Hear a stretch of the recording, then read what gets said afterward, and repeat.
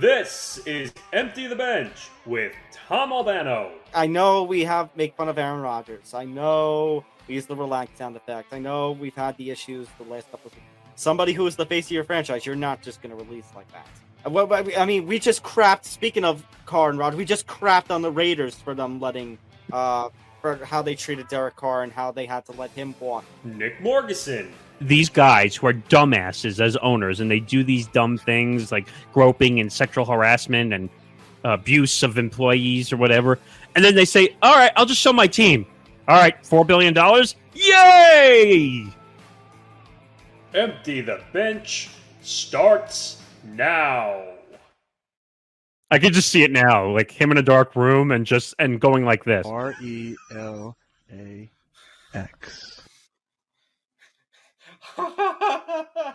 I just see it now. RELAX.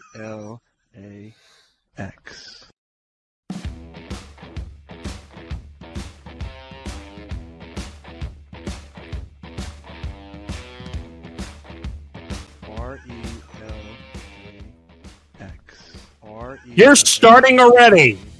RELAX.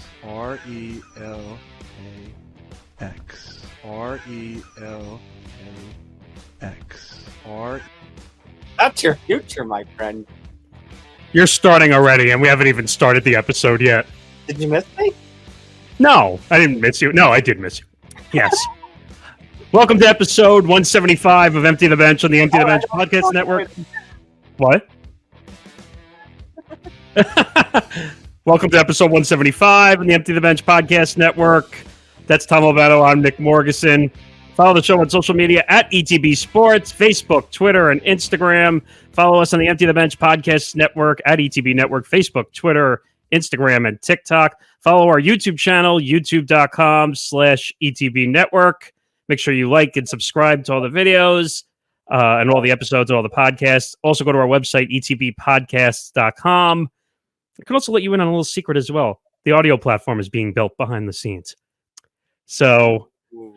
So you will be able to find us very soon on Apple Podcasts, iHeartRadio, Odyssey, Google Podcasts, and hundreds of other podcast platforms. That's in process as we speak. Good. And shout out to Kyle Hershon for taking my place on emergency notice as my internet went haywire last week. Well, I saw you do MMA Outsiders. Shout, by the way, that everything looked a little cleaner on your end. Knock on non-wood I have over here. I'm knocking on my wood right now. But we have a lot to get into this week. We're really going to talk NFL after the NFL season is over. But what we've learned is that the NFL has become a year-round sport. It seems like. Well, I mean, Nick, we just passed franchise tag day. We're about a week away from the start of the official league year, where everything, all the caps and everything flip over to 2023. So we'll talk about all the signings, all the franchise tags with Derek Carr signing with the Saints, Geno Smith getting an extension from the Seahawks, the Ravens and their franchise tag situation with Lamar Jackson, the franchise tag situation where actually for the Giants, it's both a franchise tag and extension situation where they seem to have resolved their issues with Daniel Jones and Saquon Barkley, and everything that seemed to work out. Jackson, not Patrick Mahomes, is on this show for reasons that make me. I mean, I already don't like the little twerp, and now this just furthers my dislike for him. I mean, I can't stand the guy. Like, I just want to be like, no. I want to do more. I want to do more, Nick. I can't stand the guy. Well, I mean, that whole situation is what it is. By the way, and we'll get into it more, but Jackson Mahomes should be lucky that his last name is Mahomes, because that's the only reason why he does what he does. Mm-hmm. So we'll get into all that. A lot of NFL that's bookended between an NBA story and an MLB story. Well, let's put it this way. There is a lot of NFL, but NBA, unfortunately, takes the top headline again. We'll get into that in a moment. Also, MLB's back again. I feel like we're talking MLB very early this year. Now, again, it's not the excuse of the World Baseball Classic, Which but is but we're getting unfortunate news out of MLB. So we'll get into that, and also you'll touch a little bit on the Jon Jones UFC fight. Is he the GOAT? Which will probably just be another reason for me to plug MMA Outsiders. Which is fine. That's the whole point. That's what a network is for. But all right, let's get right into it. We'll start with Memphis Grizzlies star Ja Morant. Now this happened before the episode, so I talked about this on Game On a little bit. That came out yesterday, and this I've seen athletes abuse their power. I've seen NBA athletes are probably the worst when it comes to abusing their power besides NFL athletes. But just for context, Ja Morant, who is a young up-and-coming star, I think he's 23 years old, if I'm not mistaken. He signed a large contract. I think he signed like $150 million contract extension. 23, by the way. You're right. Okay. And up-and-coming star. He's going to be a star if he stays on track. But it's kind of hard to say that right now because he was in a nightclub in Colorado, and I don't know if I really want to name the nightclub or not, if I really want to give them... Let's just say the nightclub. What? Let's just say a nightclub. Okay, a nightclub, even though it's public, but who cares? And he was singing and dancing to music in a nightclub, and all of a sudden on Instagram Live, which I didn't even know people used Instagram Live anymore, to be honest, and he's dancing and having a good time, and all of a sudden, he waves a gun on the Instagram Live video. Well, what appeared to be a gun at the very least. Oh no, it's clearly a gun. It's clearly a gun. You can see it, and like everyone say, "Oh, allegedly." Blah blah blah blah. No, it's a gun. It's clearly a gun. And we all know Colorado's a carry state, as you said. Yes, it is an open carry state. So this video goes insanely viral everywhere. And I'm on social media. I'm like, what the hell? Why is I'm sure you've been on Twitter a million times. You see a random star or name trend, and you're like, why? Usually, like that's when you gulp. You're like, oh no, what's happened? Either he died, or she died, or they did something incredibly stupid. Yeah. And then I see, and I put that video up on our pages. I shared it. Mm-hmm. Did really well on TikTok, by the way. And people in the comments, and shame on you in our comments, because people were saying that, he got a 2-game suspension. Everyone's missing the point. NBA strictly has rules that you can't carry guns either on the team airplane, into the arena, a la 2006 with Gilbert Arenas and Javaris Crittenton in the Wizards locker room, who were gambling in the locker room, which, by the way, was way before gambling was even popular to any sport. And Javaris Crittenton ended up in jail and never played in the NBA again. Gilbert Arenas, you still see him pop up from time to time, but you don't really see him anymore. He's doing like some random TV show for a TV network I've never heard of. But it made me think back to this all over again. And I'm just like, are you kidding me? I don't care if he's a star or not. In my opinion, he needs to go away for a long time because there's something mentally wrong. So here's the thing. It's not just coming off of this incident. It's that Ja Morant has been involved in a number of instances as of late. I forget which newspaper published it, but a few days before he had this incident with the nightclub on Instagram, there was a report that he had a little run-in this past summer with a 17-year-old. A 17-year-old, and then one with a mall cop. A mall cop. He basically, I don't remember the whole thing, but like almost like threatened a mall cop or whatnot. But with the 17-year-old situation, go ahead. Yeah. I was gonna say, and then didn't help that earlier the situation you had the story about his associates and members of the Indiana Pacers traveling party getting into a whole scuffle. We covered it because I remember when the story came out, I was so confused by it. And I'm like, his entourage and the big SUV, because that's how everyone athlete travels now. Apparently there were lasers. It wasn't even the gun part. It was the laser. It was like a la, what's the name of the movie? Men in Black, where they have the laser in the gun. And I'm like, what the heck is going on here? And this is almost like 3 strikes and you're out, in my opinion. Not out as in like out, but like you committed 3 incidents. Something's got to happen to you now.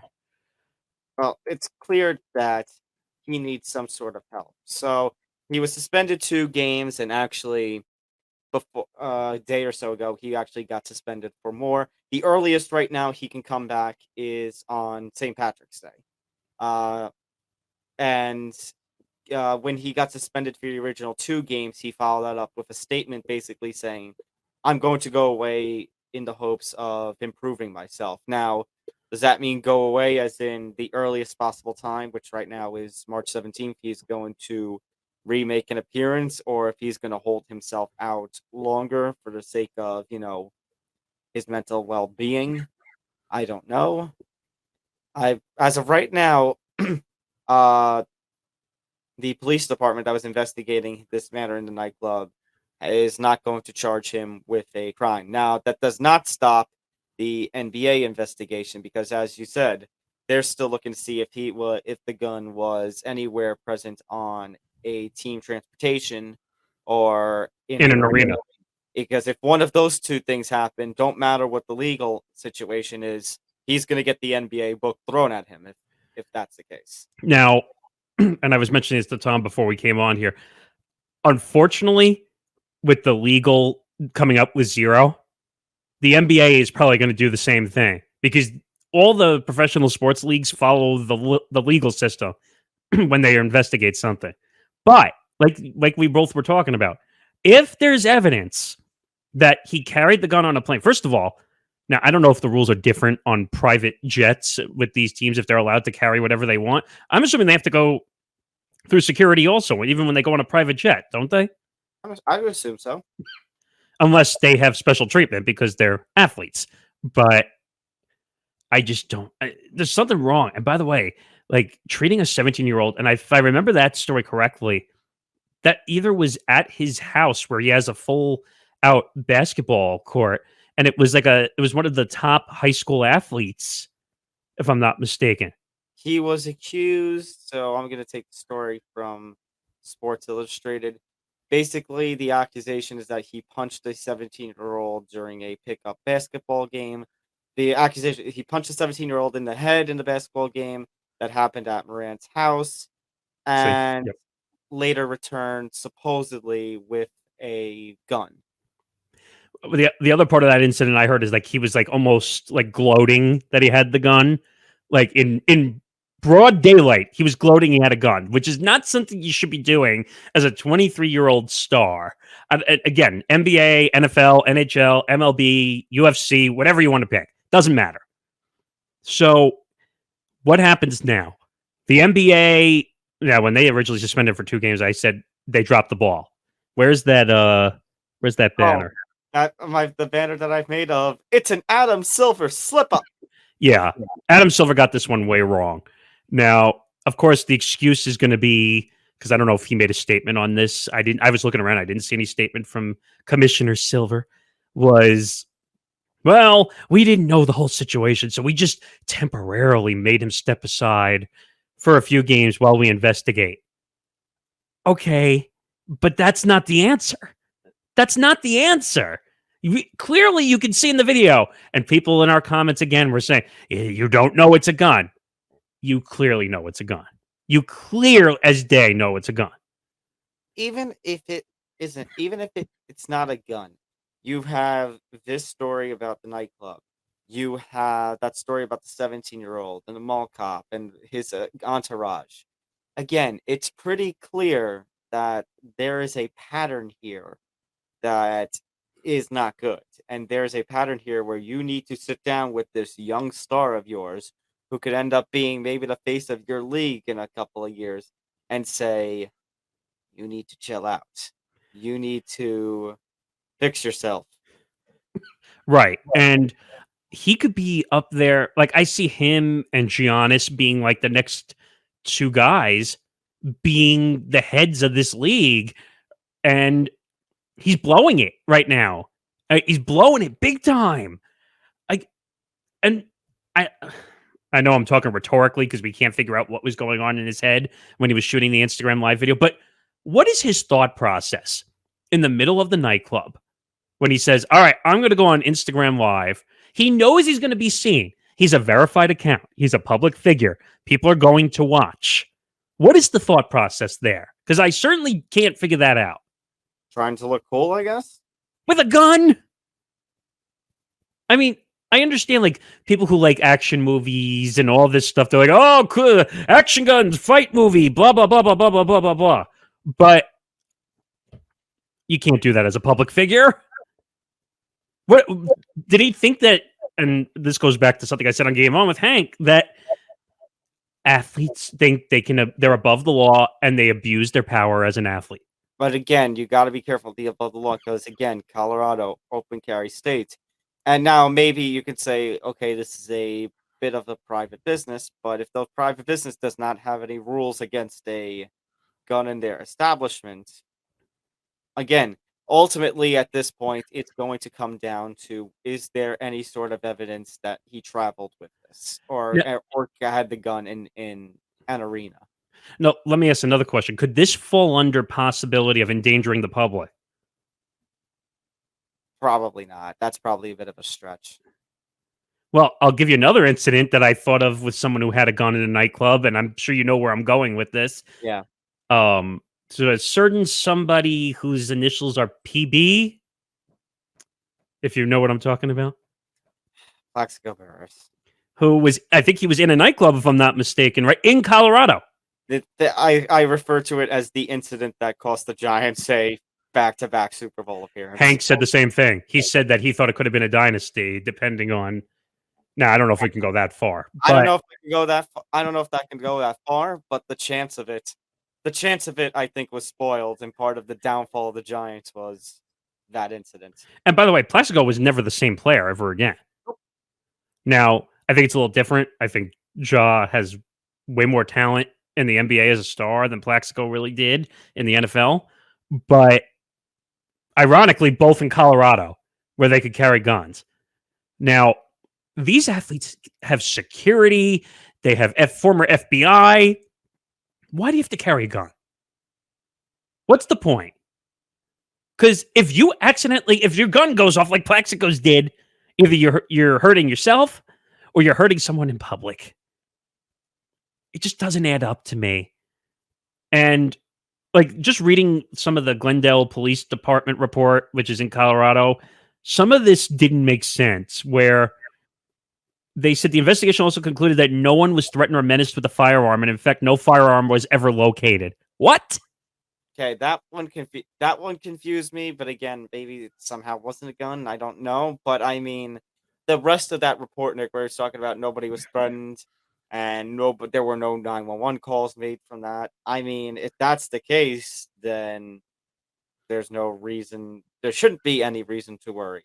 Which again, most of this case now is going to revolve around the NBA side of it, because if somehow that gun was in an arena or was on a plane or team bus or something, then hell basically freezes over for John Morant, because he goes from a few game suspension to 50 game. He goes from just a few games to missing the rest of this season, all of the Grizzlies playoffs, and at most half of next season.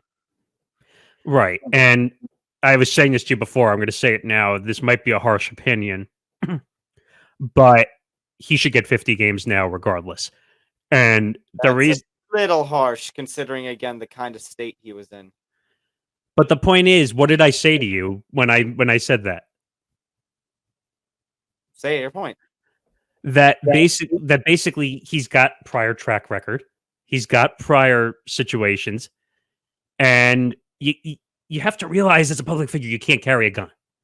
Which is why I wouldn't suspend him 50 games, but if I'm Adam Silver, pulling him to the side and saying, we need to have a chat in my office. Yeah, and how many times has that been done with Adam Silver and no one listens?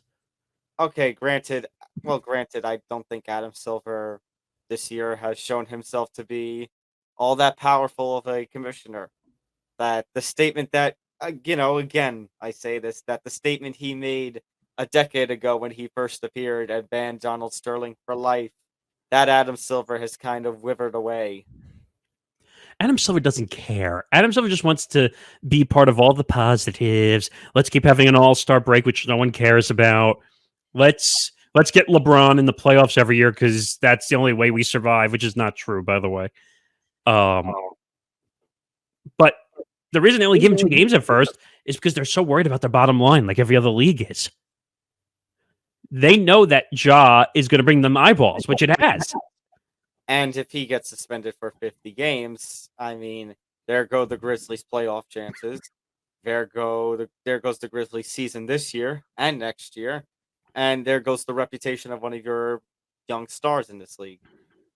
I mean, I think they're fortunate in some aspects that Giannis is a clean athlete who can have fun without doing dumb things. He's going to be your star. He's going to be the face of the league going forward. I don't know about Ja. I like Ja. I think Ja's got a good game. I like Ja.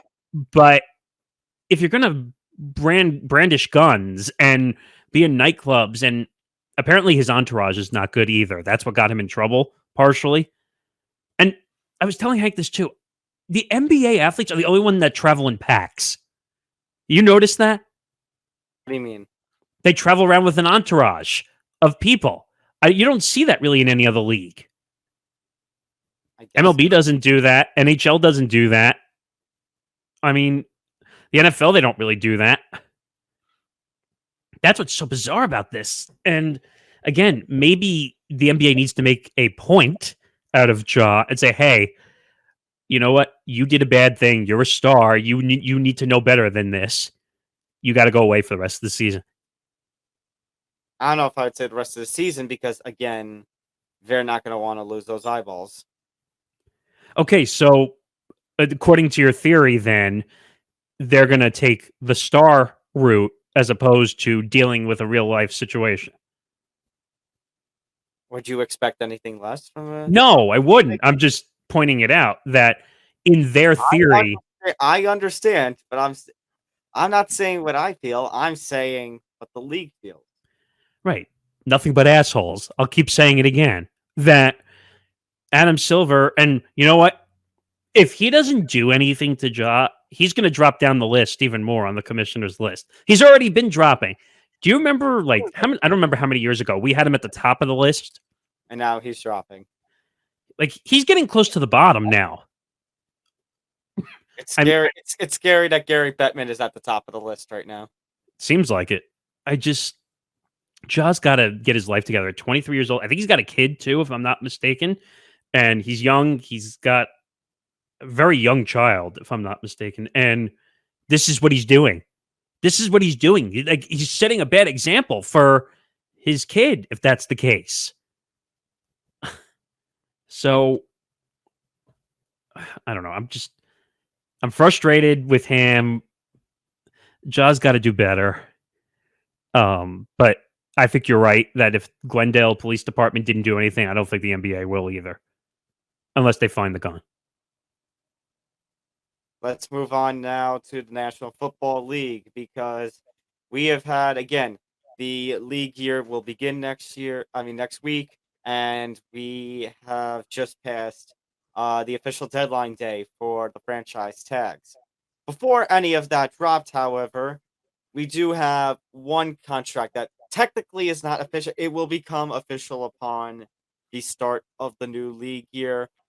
But the Derek Carr sweepstakes is already over, and the winner is the New Orleans Saints. Okay. Yeah, this is bad. So, makes sense, but also doesn't make sense.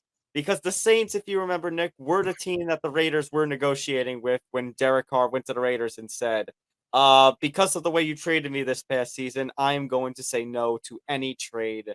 And basically I have it in my contract that I have a right to do this and pretty much force the team to release him. So from that, it makes sense. However, Nick, the Saints were notoriously going into this season, into this offseason with quite a bit of cap hell. and a state of uncertainty, considering what could happen with Alvin Kamara, considering Michael Thomas has been injury-ridden. And your solution, to borrow a funny image that I saw, your Flex Seal tape that you're going to put over your collapsing franchises, signing Derek Carr to a 4-year, $150 million deal. I mean, you know what? I'm happy for Derek Carr. Derek Carr deserved a better situation, but the Saints and The Saints is not that situation. I mean, what are the Saints doing? I mean, I don't know where this money came from because, like you said, they're in cap hell. Alvin Kamara, who might be in the clink soon, for breaking somebody's nose. Michael Thomas, who hasn't been Michael Thomas in 3 years? I mean, Just about. And I don't know. They could have kept Jameis Winston, but now he's a casualty because of this contract. By the way, he got about the same amount of money, by the way, that he left on the table. $40 million a year, almost. Well, here's the thing. You mentioned Jameis Winston. I mean, Andy Dalton did a pretty fair job, but obviously meh kind of quarterback. And no, but it reminded me of a conversation that Schlosser, I noted, was having with somebody, a Saints fan on Twitter. It's like, wait, what? You would have rather we had just kept Andy Dalton? And it's not a matter of they didn't improve their quarterback. Derek Carr, you're right. Derek Carr is a major upgrade over a Jameis Winston or an Andy Dalton. But when you have the team that's rotting like you have it, and you're giving Derek Carr, who definitely is not a top 5 quarterback, may not even be top 10. I'd say maybe in the 11 to 15 range, and you're going to give him $150 million for a team that, the world is collapsing around them. The only reason it didn't look as bad last season is because the Buccaneers somehow won the division only with an 8-9 record, because the NFC South is becoming the trash division of the NFL. Right. And just looking at this situation from a perspective of whatever Jet fan you want to call me left. I was really Derek Carr was waiting to go to the Jets. Let's just be honest. He was waiting to see what the Jets were going to do. I think he would have been your perfect plan A, because again, he was a free agent. You wouldn't have had to give anything up for him. $150 million, and we'll touch on this when we talk about Geno, we talk about Daniel, because Nick, it goes back to what I said last week. Quarterback market this year was going to be screwed up, to use the PG word, because thanks to a certain franchise down in Cleveland. Yeah, well, we could just say it. Deshaun Watson fucked up everything. I mean, now people and all these owners and GMs are basically saying, well, Deshaun Watson was an outlier. He was an outlier. Okay. Okay, a player, no, Nick, okay, a player doesn't give a crap if he's an outlier. That's why you've got Lamar and Carr here, and Danny and Daniel Jones. They're looking over at like this guy who just came off of not playing in 2021 and is coming off of some major accusations against him. And it's like, okay, here's $230 million guaranteed. And you had your agent be really sneaky to ensure you don't lose any of that money in the suspension. 300. My point being, Nick, that all of them are going to, with Lamar, with him being, a fantastic quarterback from that 2018 class. Derek Carr being, serviceable. Daniel Jones coming off the best season of his career. They're all going to look at that contract, and especially after Deshaun played very crappy in the games that he did this season, and now all of them are going to want a piece of the pie. No, you're not wrong. Excuse me. That contract is a complete outlier, but at the same time, you got to meet the market where it is. Now, we'll get into this because I think some of these numbers are insane. This Derek Carr contract is insane. As much as he was allowed, he wanted to be released and be a free agent so he could go wherever he wants, the Saints overpaid. And the reason the Saints overpaid is because they desperately needed a quarterback. Again, plus sale tape. The world is collapsing around them. And this is desperation. This is a call of desperation. So that way, Nick, they can be in that Buccaneers position. That they can be the ones who, with an 8-9 record, win the division. To say, hey, we won the division. Everything's okay. Yeah, but the difference between but wait a minute. The difference between the Bucks being 8-9 and the Saints being 8-9 is when they had Tom Brady, they still had wide receivers. They still had healthy players. What do the Saints have? We already said it. Kamara's going to get suspended. Michael Thomas is the Saints should just walk away from Michael Thomas. The Saints, Nick, are that meme of the dog sitting at the table and fires all around them, and it's just, this is fine. Yeah, really. It's basically, all right, we'll just be average. No problem. No, nothing wrong here. We'll just play our game. Now, I have questions about Derek Carr because Derek Carr took the bag. And I mean literally took the bag because are you kidding me? You're going to pass up the Jets where again, he probably could have had every endorsement deal under the sun if he went to New York and made up that money anyway. But why would you go to a Saints team that's crumbling? And I mean, and we're saying literally crumbling from brick to brick. But you said, all right, I'll just take my almost $40 million a year. I don't care how I get it. Oh, my God. That's a perfect way to sum it up. I mean, yeah, oh my God, I don't care. Just give me my money. Give me my money. And I don't have to be with the Raiders anymore. Yeah, well, you know what? At least you don't have to listen to Josh McDaniels. Well, who wants to listen to Josh McDaniels right now? No one. No, but you know what you want to listen to, Nick? RELAX. RELAX. Ah! Shut up! I'm collapsing your chair again. RELAX. So, on the note of Derek Carr going to the Saints, almost immediately after the report started coming out that Jets brass has been given permission by, Aaron Rodgers has been given permission by the Packers brass to meet with the New York Jets. And New York Jets brass went out to California to have meetings with Aaron. I can't. I'm frustrated.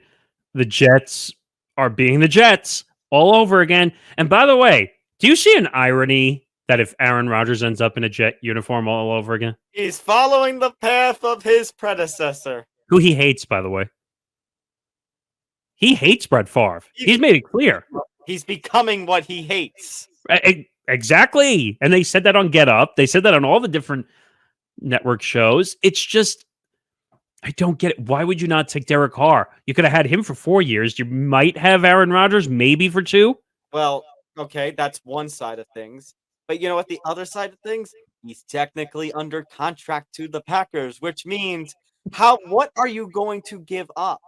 Because you're right, Nick. On one hand, he's only going to play for another 2 or 3 years. I would say maybe 2.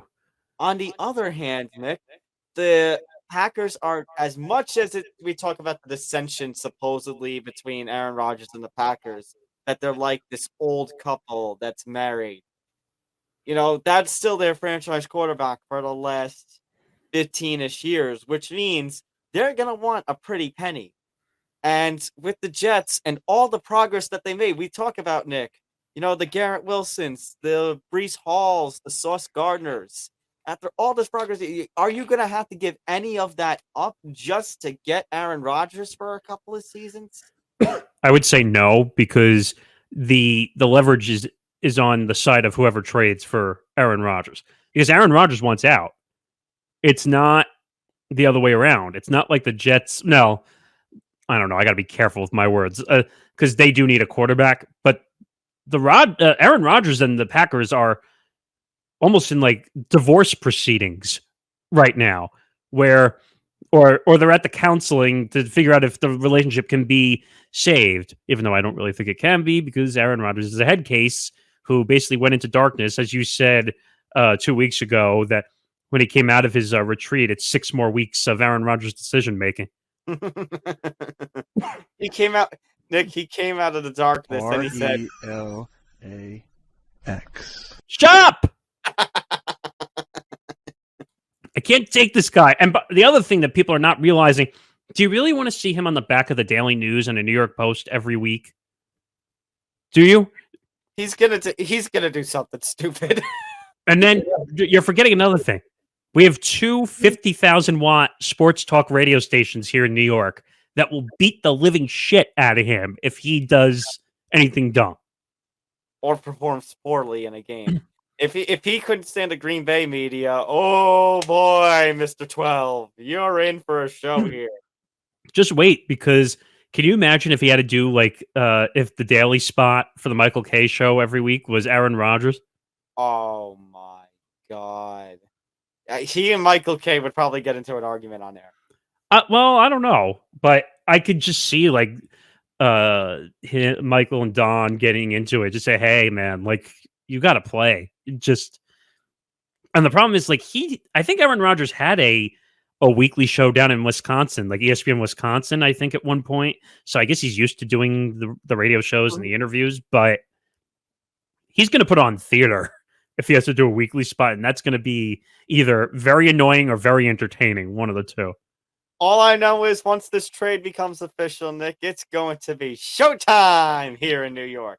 I mean, it already is showtime with Patrick Kane here, but this is going to be a whole other level of showtime. Let's just put it this way. I'm warning everybody in advance. I don't know if you saw the tweet I put out yesterday. The minute the trade goes official, you're going to go ballistic. I'm going to sound the alarms in every way, shape, or form. I had my hand on it. Here it is.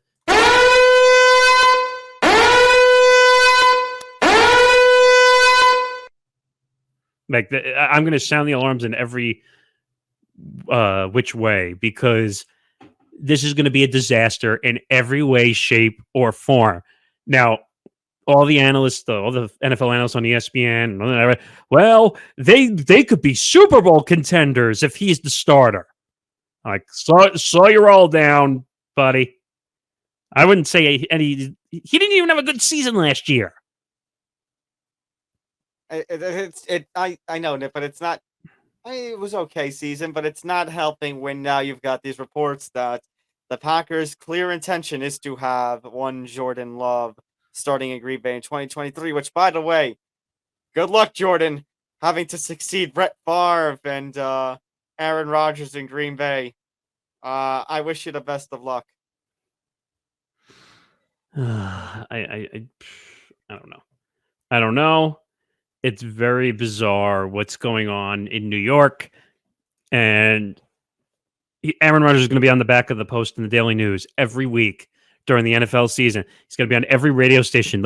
Even when there's no news for the Jets, the stations are going to have content. You know how sometimes, we've had weeks, it's rare, but we've had a week or two during that time where we just have nothing to talk about. There's going to be a shitload to talk about if he ends up in a Jet uniform.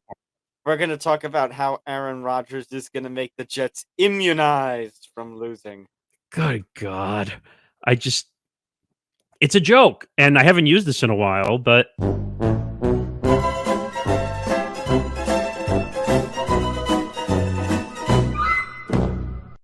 J-E-S-T, just.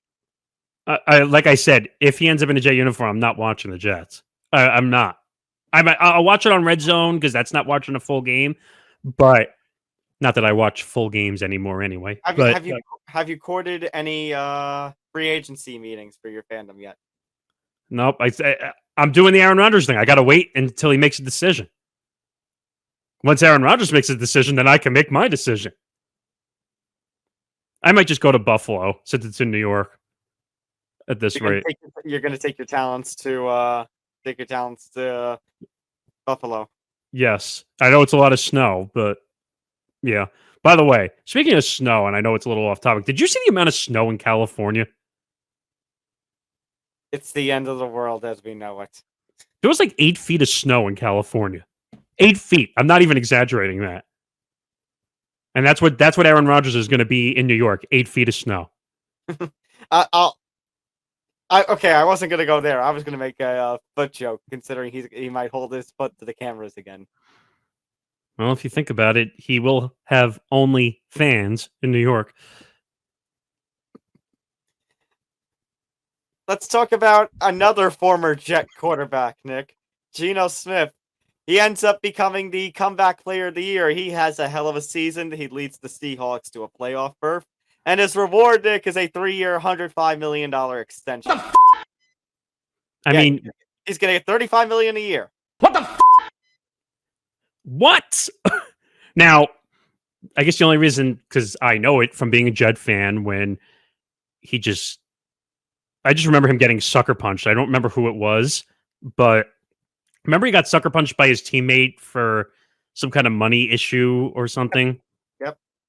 Now he's in Seattle and he's making $35 million a year, and like he's the comeback story, and everyone likes it. Oh, I got scared by that. But yes, now he's the Seattle prodigy.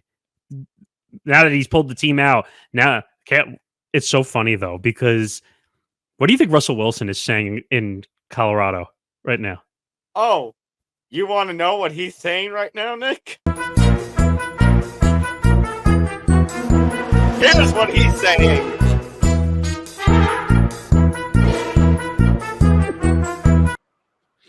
Even when I don't have a video for this week, somehow Broncos Country Let's Ride pops up.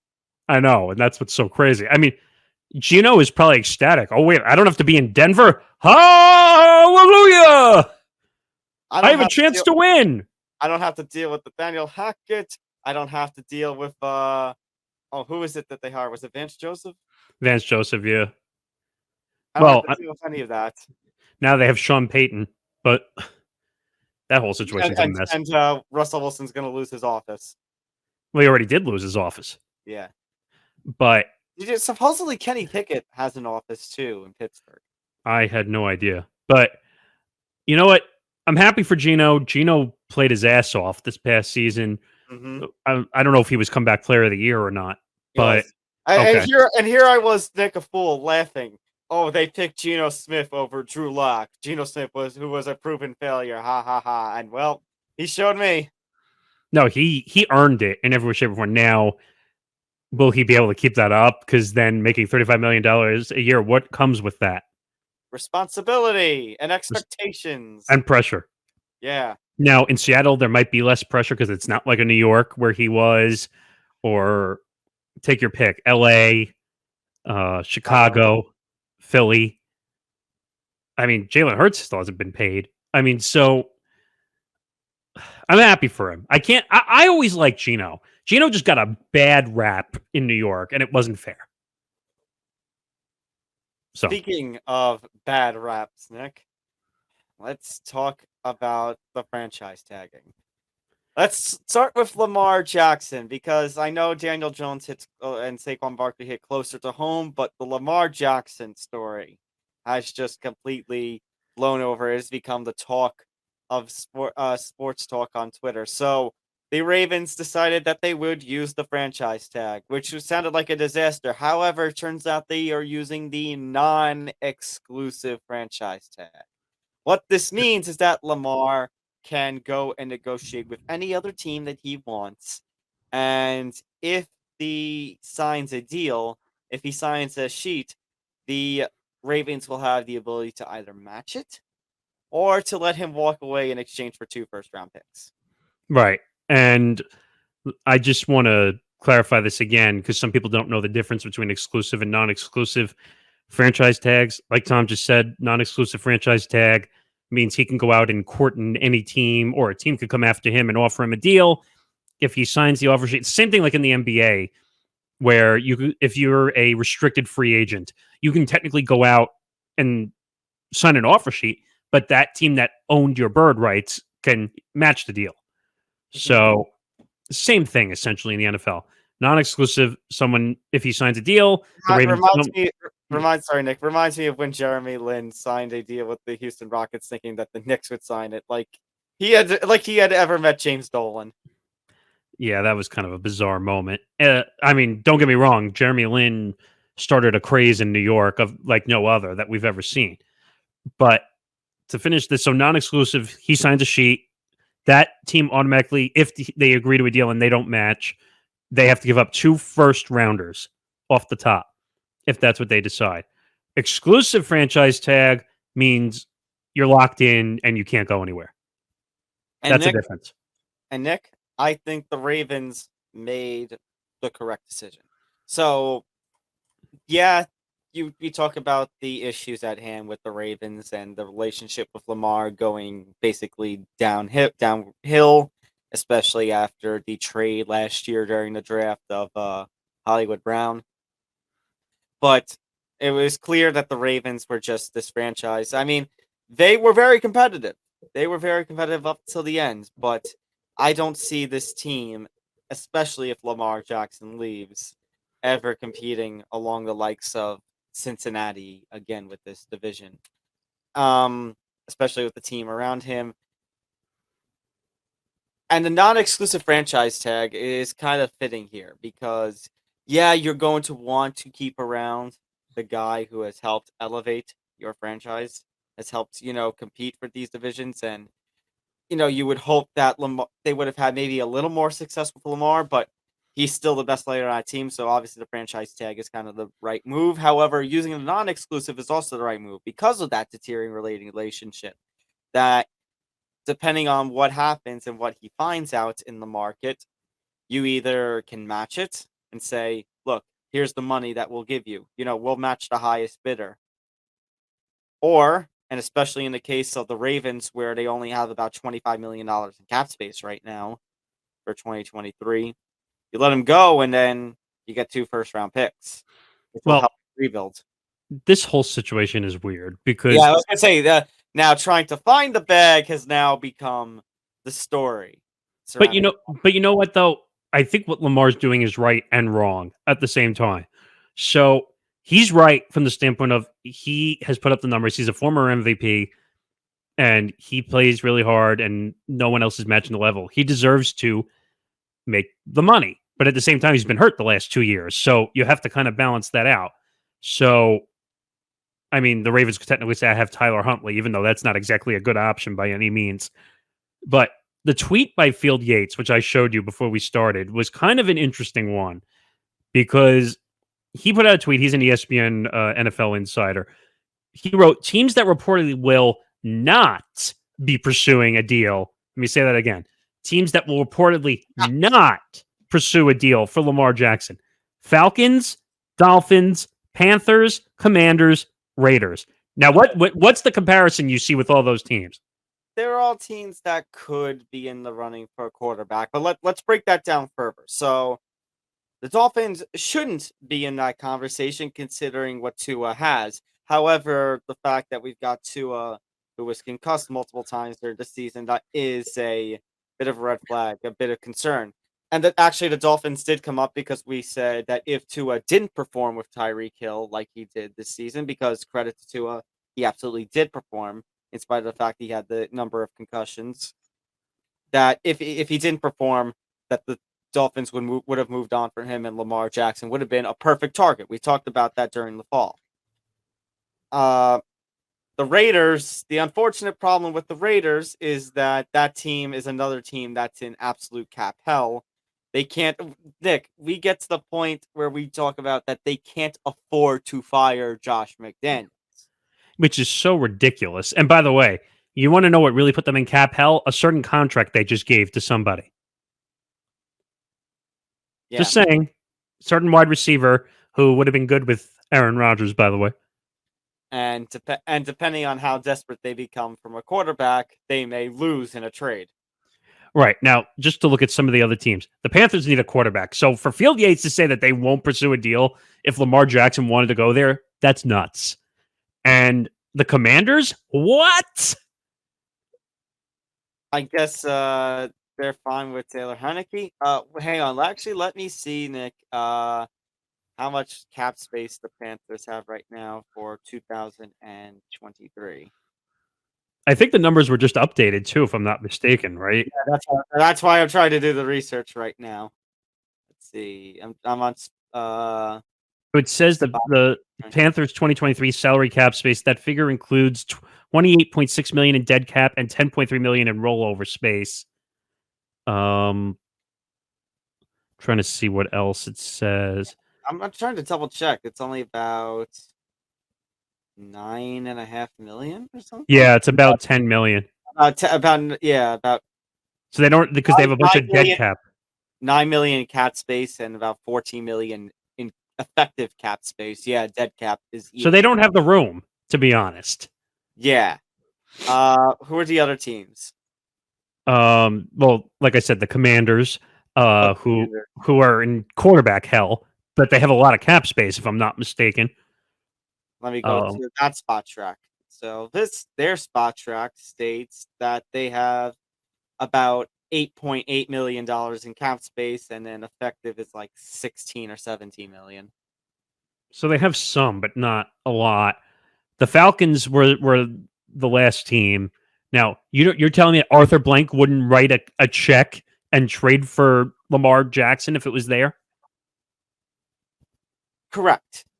But there is also the issue, Nick, that if they got Lamar Jackson, then they need to trade Desmond Ridder because they just spent a draft pick last year on Desmond Ridder. Oh, you're telling me someone wouldn't take him? I'm sure he's got some trade value. So, yeah, let's put it this way. If Lamar Jackson falls in your lap, you're not saying no. But I guess Lamar, according to these teams, is basically pricing himself out by wanting the same amount of guaranteed money that Deshaun wants. But again, goes back to that conversation of once that Deshaun Watson contract hit, everyone like a Lamar Jackson is going to want a piece of that pie. This is a rare statement I'm about to make, but the owners are right. The owners are right in this one standpoint that the contract is an outlier and it's destroyed the market. I don't say that very often, but it's the facts. It's the clear facts as we're looking at them. Okay.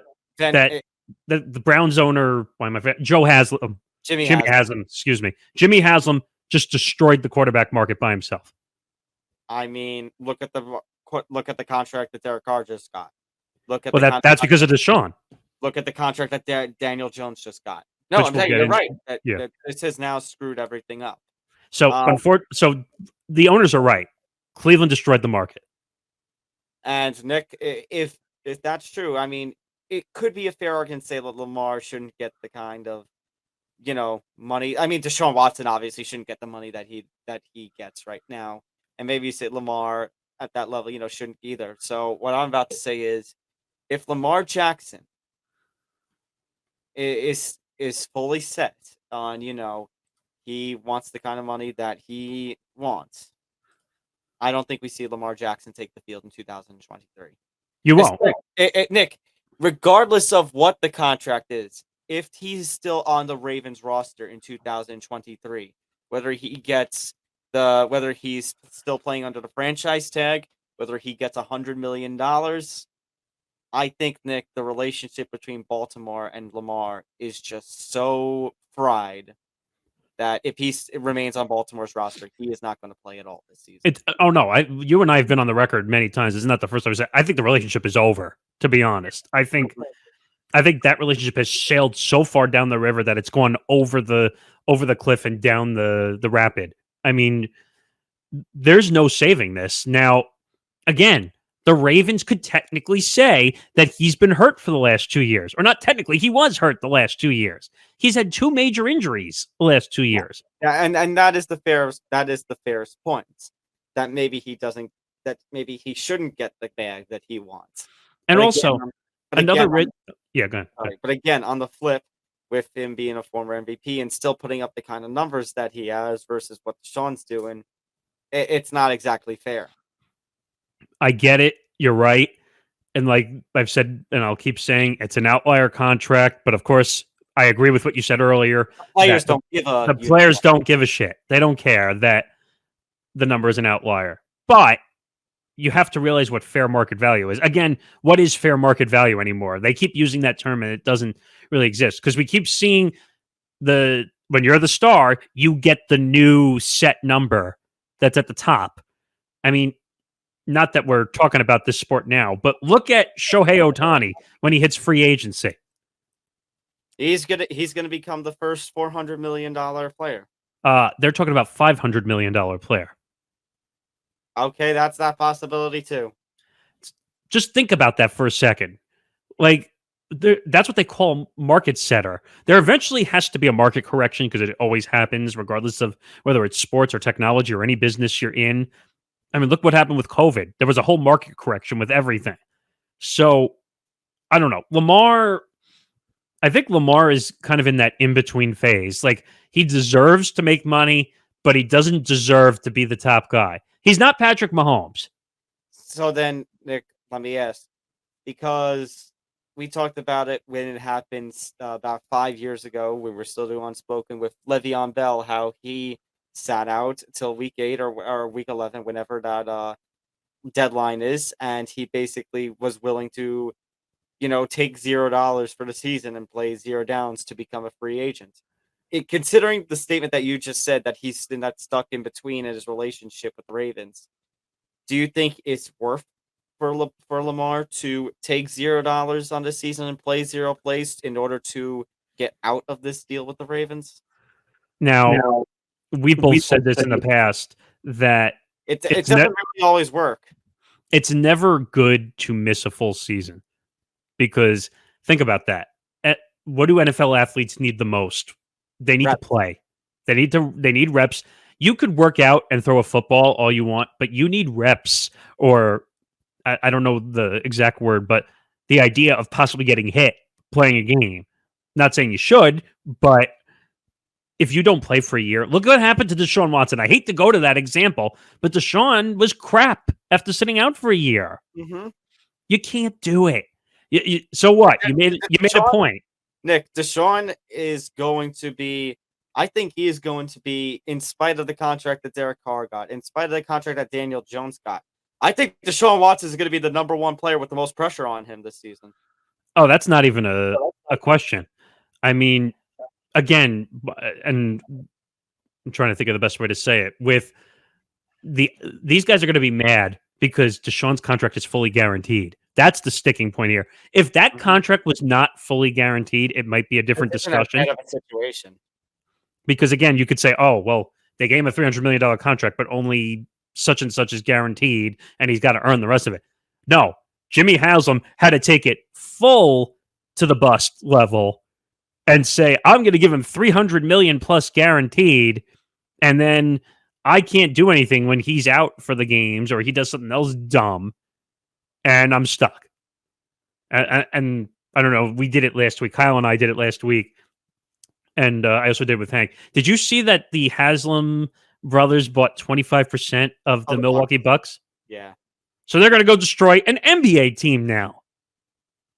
Of course, they're taking the Jeffrey Lurie approach of destroying multiple teams. Well, Jeffrey Lurie is only now in football right now, right? Because he had the Marlins. I think he sold that off. Yeah, but And then now- he also have the Expos. Oh, yeah. He had the Expos too. He had the Expos too. You're right. He had the But- Expos. He had and he has, He's got the Eagles now. So, which, by the way, he's probably not complaining too much. But this is a bad situation. The Ravens are fucked. I hate to say it, but they're kind of in a catch-22. Do I pay him? He gets hurt again. Then he's never the same guy ever again. Or do I bite the bullet like a certain contract we're about to talk about? And do I just pay and hope it works out? And hope he decides to play for you and doesn't hold out. What other people are not talking about either, and some fans don't realize it, these contracts are paying for future, not for now. Future value. They don't talk about paying for now. That's never the case. Why do you think A-Rod back in the day got a $300 million contract? They were projecting out into the future, not now or at that present time. All right, let's talk about the other quarterback that was big in the franchise tag market, Daniel Jones. So it went to the wire, Nick. It went to the very last minute before deadline. But the two sides have agreed to a 4-year, $160 million deal. This has allowed the team to use an exclusive franchise tag on running back Saquon Barkley, who will make about $10 million this coming season. The Giants are suckers. The Giants are suckers. Nick, unfortunately, listen to me. I'm not a fan of it. But again, going back to what we talked about with Deshaun, Giants had no choice. Just using the franchise tag alone on Daniel Jones. Do you know how much it was going to cost? $32 million. And so this essentially gives Daniel Jones a little more pay that they avoid the $45 million he want. They basically get to play. They get to play halvesies, and they get to use the franchise tag to keep Saquon. So they get their mission. But part of their mission of having Jones and Barkley, they still have to negotiate with Barkley, but the franchise tag gives them some more time. I'm not a fan of it, but considering that outlier of the contract and what he was looking for, ultimately, I think there could have been worse. Okay, but who the fuck is Daniel Jones asking for $45 million? Nick, again, I agree, but when the franchise tag is $32 million, you're going to have to pay him either way. Otherwise, who the hell are you going to get? Well, why didn't you just take advantage of the franchise tag, which you had? Because they wanted to keep Barkley, too. They could have had them both on franchise tags. Fair. Because think about it. It's $8 million less. They're still feeling it out to see if he can. They based it on one.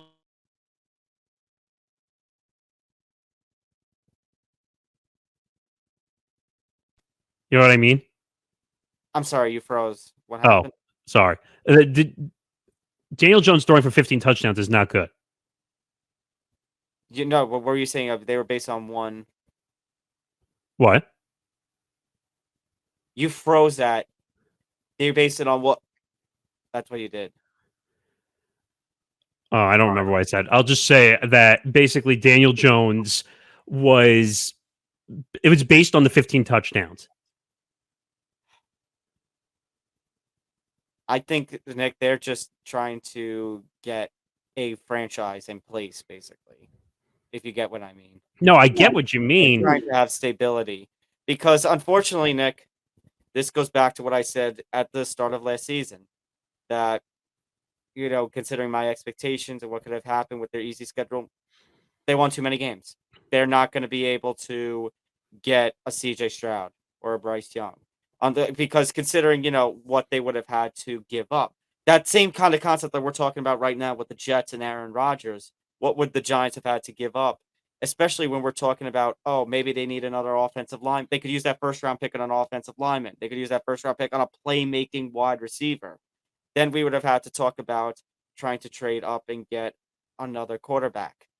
Now, you look at that Lamar Jackson situation, and that's the question of, could you have maybe the Giants had the third most cap space in football this year, trying to lure somebody like a Lamar Jackson here, which is, again, a fair argument. But considering the Giants need a couple of more linemen, considering that the Giants need a playmaking wide receiver, they need assets in case they're going to, sign.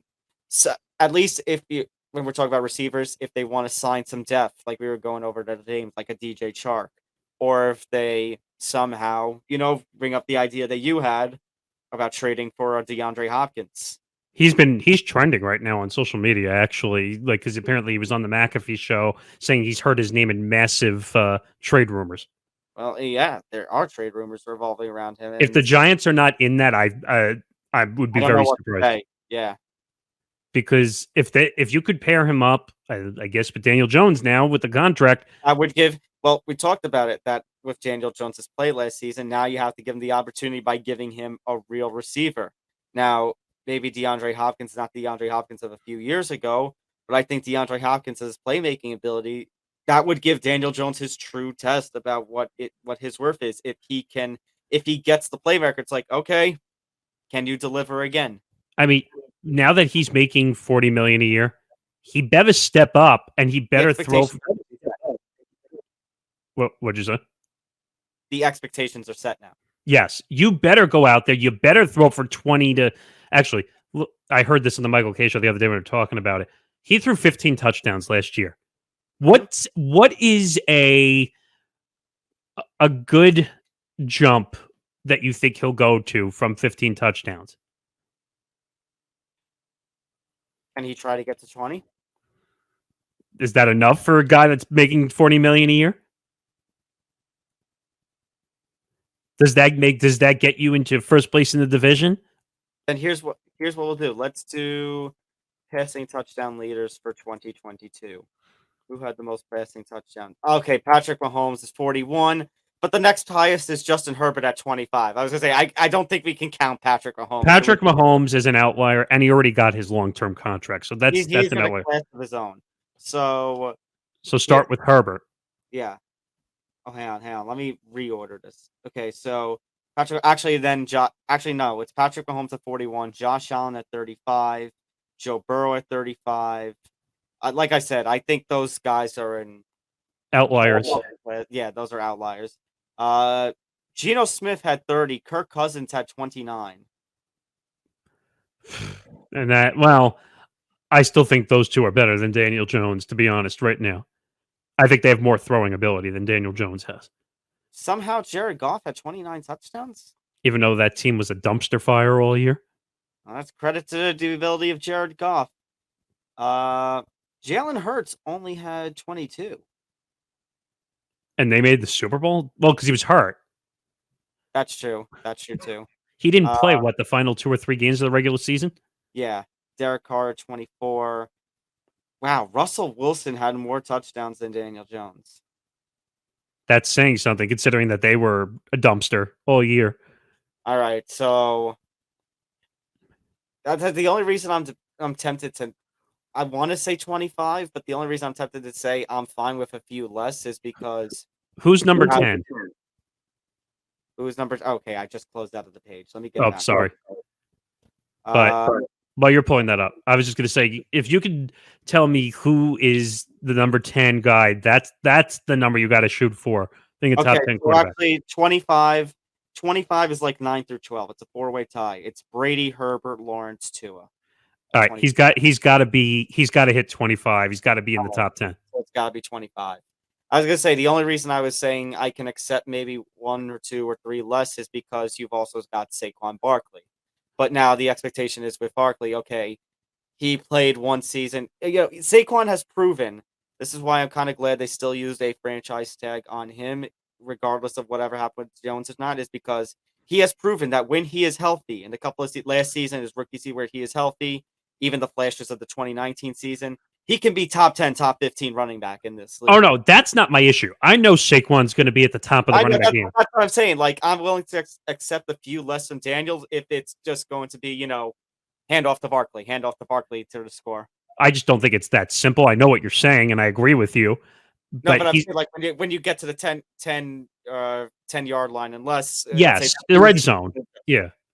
Yeah, the red zone. Yeah. So everything you're saying is basically 100% right. But he's got to be near 25. He's got to be in the top 10 for that $40 million a year. Now that all the pressure is on, what do you think New York Giants fans are going to be like this coming season? They want a high expectation. You're right. This is New York. And the same thing with the Jets. If they get Aaron Rodgers, they're going to expect the same thing. Correct. You're right. And I'm not the biggest Daniel Jones fan, but I am saying there is also part of it. Like I said earlier, when it is also on Brass. It's on Shine and Company and Mara to now go get him the weapons, go get him the team that he deserves as a $40 million quarterback. I just find it bizarre that they didn't really have a plan after Daniel Jones. They pretty much said, all right, we had to pay him because we had no choice. Where's your wide receiver options? Where you need a tight end, you need an offensive lineman. You don't have the pieces in play. So you signed the quarterback. You did nothing else. Well, free agency is coming up. Next week, free agency is going to come up. So next week is going to be a bit of a test for New York.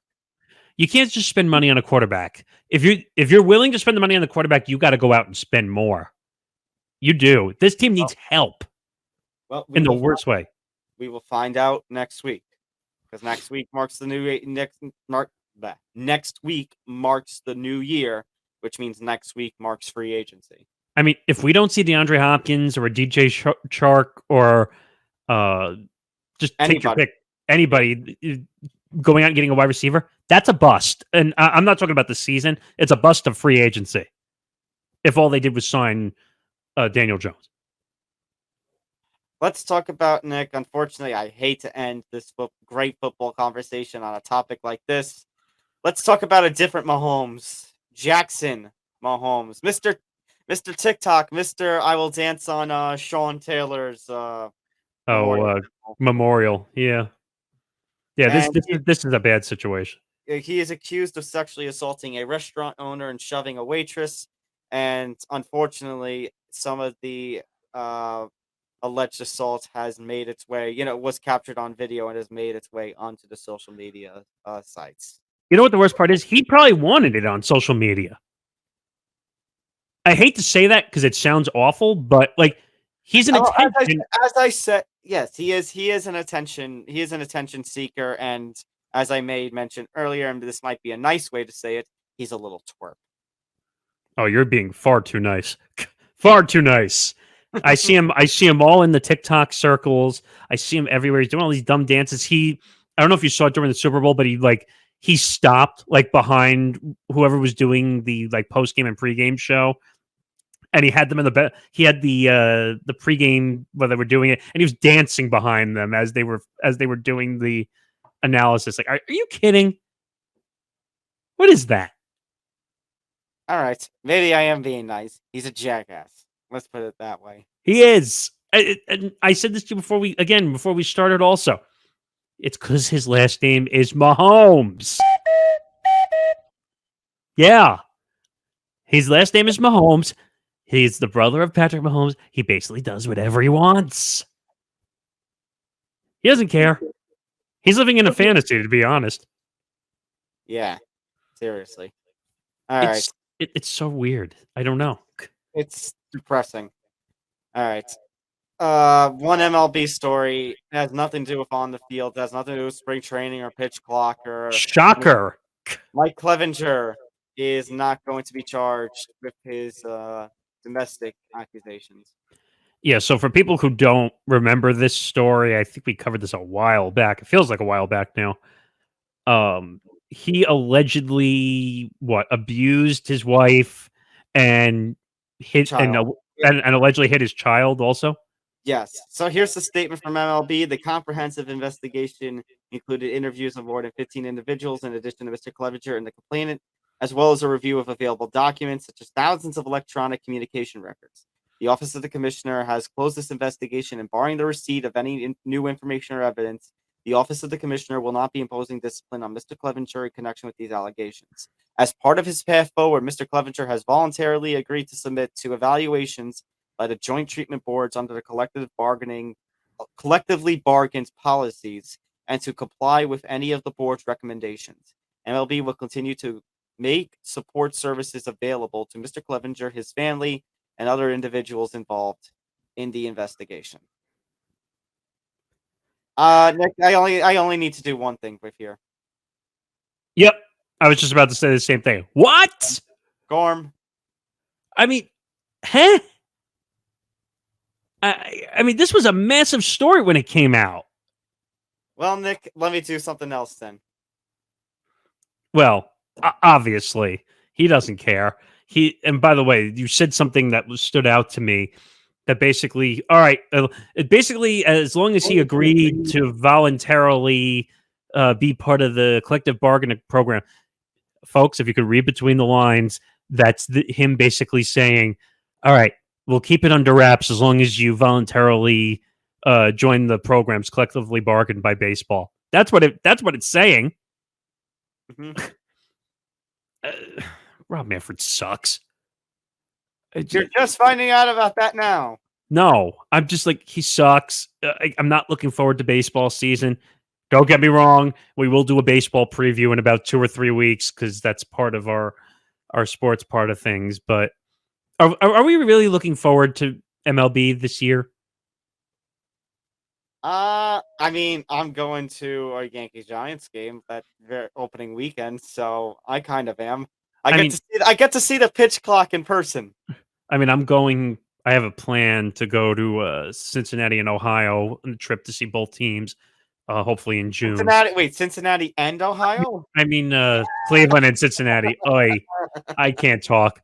Cleveland and Cincinnati. Yes, I'm going to the whole state of there. So, yes. Will you get to meet Drew Carey and be a part of the Drew Carey show? I wish. But The plan is I think I'm going to go see the NFL Hall of Fame and Rock and Roll Hall of Fame.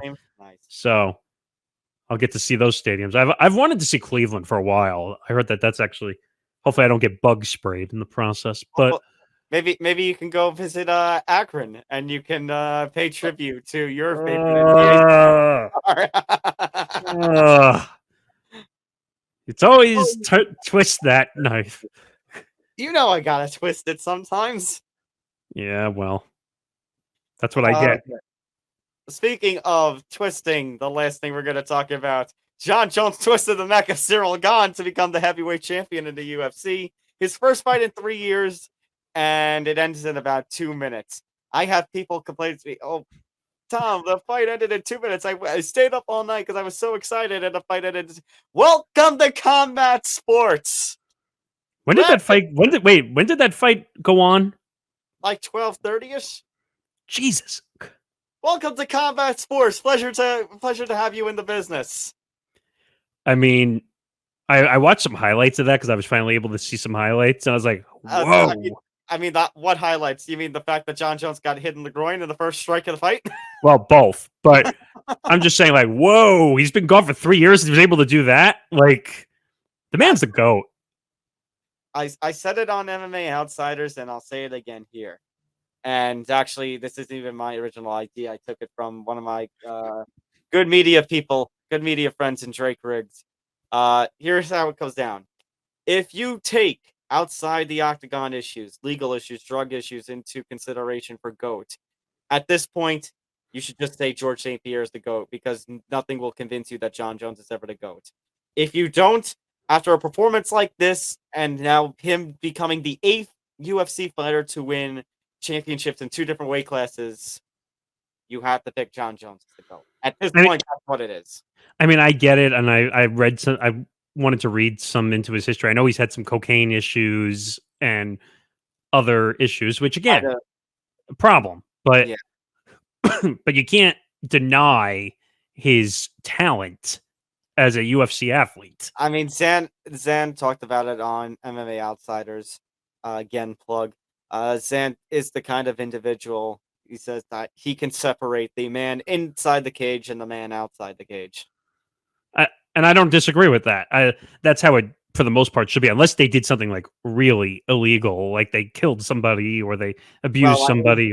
He did have the auto accident in 2015, where he basically where he had a little bit of a hidden run from the scene, and he had domestic violence accusations a couple of years ago that kind of just went by the wayside. Hi, Gorm, again. I get it. It's just, I think Jon Jones is one of the best to ever do it. I've seen some of his fights. I've seen it, but I mean, consider the fact that it's been 12 years since he won his first UFC championship when he was first the light heavyweight champion. Now he's the heavyweight champion. Well, I mean, that's saying something. Let me clarify one thing, I'll ask you. Didn't he like come in a panic situation for the UFC? Also, like he had to fill a spot. Well, that first championship win, yeah, he was a fill-in fighter. Because I thought originally like he wasn't on the card, and then they put him on the card, didn't they? For this card, or I don't remember. I just remember like when he came back to fight because he was gone for 3 years. You said, right? Yes. No, this wasn't a panic situation. He had wanted to move up to heavyweight, and UFC like 3 years ago acquiesced finally and said yes. But he wanted to build his body up the right way. He wanted to build up the heavyweight out and just do a complete jump and fight in the cage 3 months later. But granted, also Francis Ngannou left the promotion, so he didn't have to go through him. Now, what's going on with that? Because I keep hearing that they want to do, well, if you saw the whole thing that Dana said when he got asked, well, he will never be in the UFC again. Right, because they wanted to do what, Ngannou Jones or whatever. Yeah. Which probably, and I even know this without watching as much as you do, that would be one of the biggest fights of all time, wouldn't it? Mm-hmm. Oh, and for him to say it'll never happen again. Why the fuck you lying? Why you always lying? Oh my God. Stop you fucking lying. What if we talk about sports, especially combat sports? Never say never. Zan Zan made a good point again on MMA Outside as one of the clips I think we put out when you guys were talking about McGregor and a boxing Paul. match. McGregor and Paul, like I said, that the chances that ever happened. Yeah, that he never thought that, he said, "Oh, I'll never work with Showtime ever again. I'll never get into boxing ever again." Never say never. Right, because how much money did that fight bring in with McGregor and Mayweather? There was like 4-point-something million pay-per-view buys. But if I'm not mistaken, McGregor got 100 million and Mayweather got a little over 100 million, if I'm not mistaken, right? So, and because I remember Mayweather flashing the check, which people were not too fond of, to be honest. But the two of them made $100 million. So that means that they had to make a shitload of money for that to happen. Now, can you imagine if like a McGregor Paul actually happened? First of all, that's something I would actually watch. I would.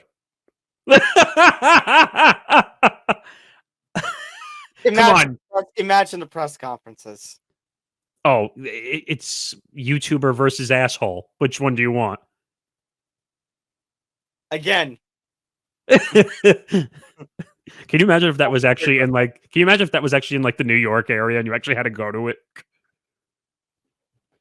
I would just be like, why am I here? Hey, if that was the first one I ever got to saw, I would go in a heartbeat. I've always wanted to go to a UFC fight. Same. Never been to one. That'd be fun. I've been to a couple of minor league cards, but because I think Zan's been to a few UFC cards. Yeah. And he was at Bellator. That's where we had some coverage. Yes. Bellator in November. Yeah, I mean, I think it's just exciting to sit in the because I know they come to Madison Square Garden. I don't know how often they do UFC fights every November. Oh, we got to try and go to that. I would have fun. Like we go to one of those and it's always around my birthday. Oh, so I guess the timing's not 100% good then. But I mean, I would love to spend birthday weekend at a UFC card. That'd be fun to do one day. That would be fun. But I guess we basically made it through all the topics, didn't we? Yes, we are done. So just one last time here. Make sure you hit that like button. Make sure to subscribe. Hit the notification bell so you get notified of everything here on the Empty the Bench Network. Make sure to follow us across social media at ETB Sports, Facebook, Twitter, Instagram. Empty the Bench Podcast Network, Facebook, Twitter, Instagram, and TikTok at ETB Network. Tom Albano, that's Nick Morgasen. Don't forget to remember youtube.com/ETB Network. And don't forget to go to etbpodcast.com for more information about the network and blogs from our hosts. And again, follow us at our personal social medias. You actually see them. I was going to say you see them scrolling across the screen, but hey, look at that. That was a fun little feature. Well, we don't need to say what else was going on with StreamYard the past couple weeks, but all right. I think we're done here. For Nick Morgasen, I'm Tom Albano. This has been 175 episodes of Empty the Bench. Whoa. On the road to 200. Holy cow. Whoa. All right. We'll see you next week, everybody. Good night, everyone.